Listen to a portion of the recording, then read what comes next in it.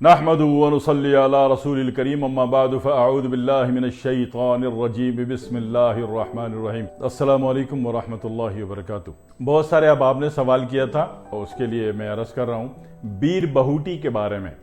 बीर बहुटी को आप इंडिया, पाकिस्तान और बांग्लादेश वाले तो इसको बीर बहुटी कहते हैं, बाकी पूरी दुनिया इसको रेड माइट के नाम से जानती है। ये ऑरेंज, डार्क ऑरेंज और सुर्ख के करीब ऑरेंज और रेड के दरमियानी कलर में ये पाया जाता है। एक मखमली कीड़ा है जो आधे इंच का नॉर्मल मिल जाता है। जैसे भी बारिश होती है ना, बारिश के फौरन बाद आप रेतीली जगहों पे चले जाएं या कोई भी छोटी मोटी पहाड़ी हो, बड़ी हो तो और अच्छा है।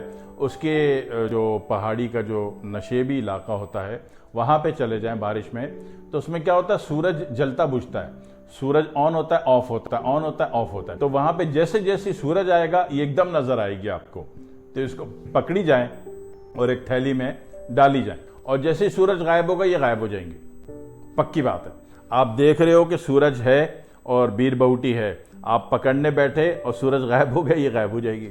करके देख लीजिएगा और पकड़ के देख लीजिएगा। ये है बहुत कीमती। ये बहुत कीमती क्यों है कि इसका बायनी ही वही मिजाज है जो जाफरान का होता है। जनाब अली अभी जाफरान लेने चले गए तो 50% तो हमारे लोग बड़े ईमानदार हैं, नेक अच्छे हैं और जाफरान को जाफरान ही देते हैं। वरना बाकी दुनिया में होता है कि भुट्टे के बाल हैं, उसमें कलर और एसेंस मारा हुआ है और जनाब अली जाफरान की खुशबू, जाफरान का एसेंस मारा हुआ है, जर्दे का कलर मारा है, वो देखने में लगती है कि जाफरान होती हुआती कुछ भी नहीं है। तो पैसे ठीक ठाक लग गए और रिजल्ट कोई नहीं आ रहा। तो ऐसी सूरत में जो हुक्मा साहबान होते हैं ना, समझदार किस्म के, पुराने ज़माने के, तो वो के बजाय बीर बहुटी इस्तेमाल कर लेते हैं। हाँ जी, क्यों कि बीर बहुटी का मिजाज बिल्कुल वही है जो कि ज़ाफ़रान का होता है। एक पैसे का भी फ़र्क नहीं है। अभी ज़ाफ़रान लेने जाओ तो भाई 7-8 लाख रुपए किलो पड़ती है। तो बीर बहुटी खुद ही पकड़ लो जितनी पकड़ सकते हो। तो ये बीर बहुटी जो है आपने अगर पकड़ ली और पकड़ के रख ली तो ये बहुत सारे चीज़ों में काम करती है। ख़ुसूसन सर्दी में पकड़ बेशक आप गर्मी में लें, लेकिन इस्तेमाल इसका सर्दियों में करना है, गर्मी में नहीं कीजिएगा। दूसरी बात ये कि इसका जो मिजाज है वो ज़लाती 3 मुक़व्वी है। तो ज़लाती 3 मुक़व्वी यानी मस्कुलर एक्टिवेटर, तो muscular activator plus muscular power. इस सूरतों में बीर बहुटी जो है हाई ब्लड प्रेशर वाले को नहीं देंगे। क्लियर हो गया? बात पता होनी चाहिए कि किसको कहाँ पे पुटअप करना है। अगर यही बात नहीं पता होती और लाइल्मी में खा लिया तो पता चला जी साइड इफेक्ट हो गया। साइड इफेक्ट बोलना आसान है, उससे पहले गलतियां सारी आपकी होती। तो इसको हाई ब्लड प्रेशर वाले को नहीं देंगे। बवासीरी जहर जिसको होता हो, यानी कहीं से भी खून जारी रहता हो, सिर्फ बाथरूम वाली जगह से खून का जारी होना बवासीर नहीं है, कहीं से भी मुसलसल खून आता हो तो जनाब वाली ये बवासीरी जहर है। ठीक है ना, पाइल टॉक्सिन है। तो पाइल टॉक्सिन के अखराज सूरत में भी ये आप बीर बहुटी का इस्तेमाल नहीं करेंगे, नहीं करवाएंगे। क्लियर?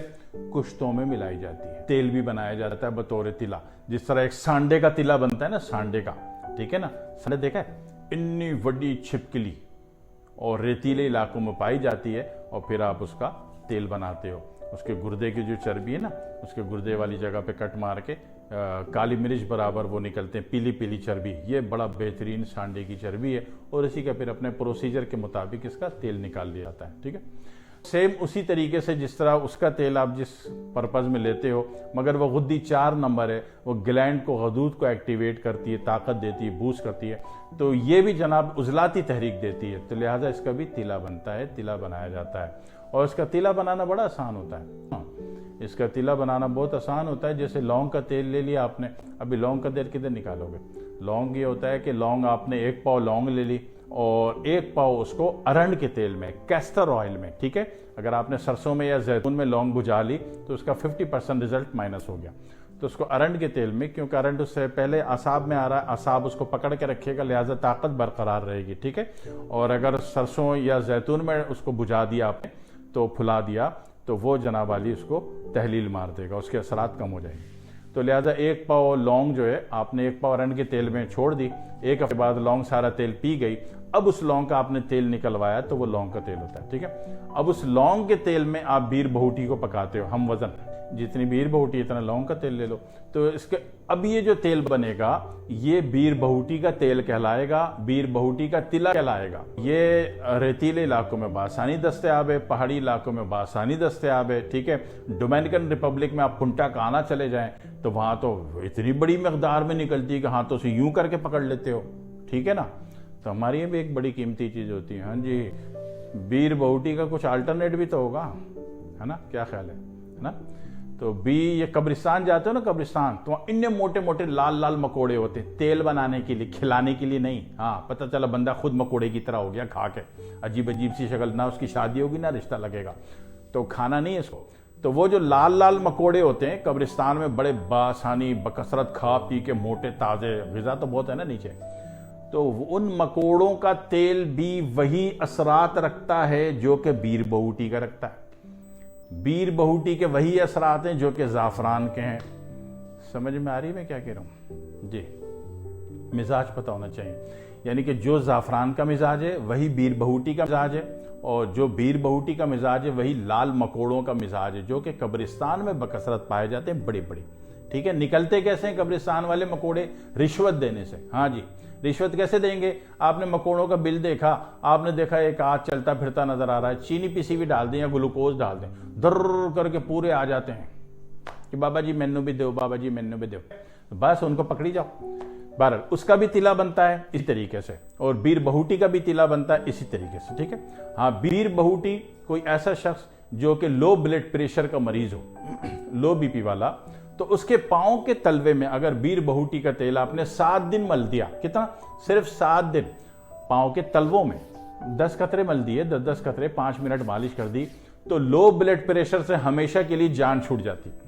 दूसरा यह है कि जनाब अली कोई आसाबी बलगमी मिजाज का है, बॉडी उसकी बहुत ठंडी है, आसाबी है, या आसाबी बलगमी मिजाज का इलाज करना होता है, नहीं तो सर के सारे बाल उड़ जाते हैं और बंदा अजीब सा मुंशी मुनक्की जैसी शक्ल हो जाती है, दांत टेढ़े हो जाते हैं। तो ऐसी सूरत में उसके भी पाँव में चंद दिन मलने से उसकी भी आवाज़ मर्दाना जैसी हो जाती है। तो एक तरीका ये वहाँ पे भी काम करेगा। इसी तरह किसी को ठंड बहुत लग रही, ठंड में मरी जा रहा है, अभी सियाचिन ग्लेशियर के इलाके बंदे को ठंड लग गई, इफेक्ट कर गया, हिमालय के इलाके में इफेक्ट कर गई ठंडक, तो उसके भी पाँव के तलवों में, हाथ के हथेलियों में, सीने के बीच में मालिश करने से उसका भी ठंड खत्म हो जाती है, ठीक है। और बाकी आखिरी बात तिले की, तिले का आपको पता है कि कहाँ यूज होता है, तो वहां पे यूज करने से अल्लाह ताला उसमें ताकत का मामला कर देता है, ठीक है। दुआ में याद रखिएगा। वस्सलामु अलैकुम वरहमतुल्लाहि वबरकातुहू।